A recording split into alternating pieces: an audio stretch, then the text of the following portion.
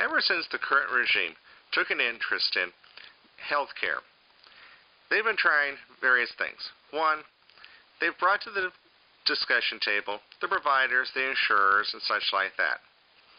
The notion being that the only way the government can afford to take action is if they lower their costs.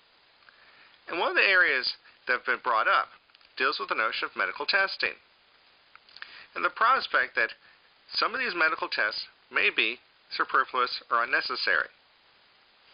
Well, certainly I'd like to leave that up to the doctors to decide what's medically necessary and not leave that to the government.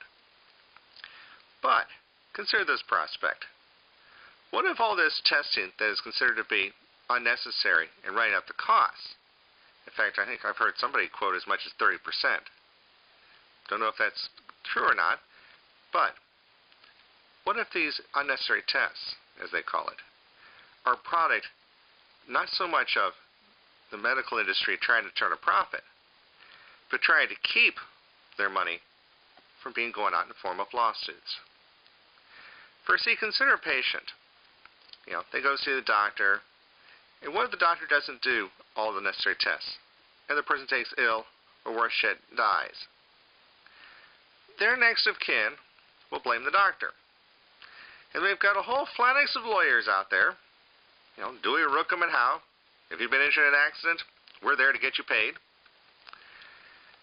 These lawyers, which are trying to gouge out their part, their cut in the deal, at the expense of you and your doctor and your hospital and ultimately anyone else that's involved. Maybe this unnecessary testing is a product of self-defense.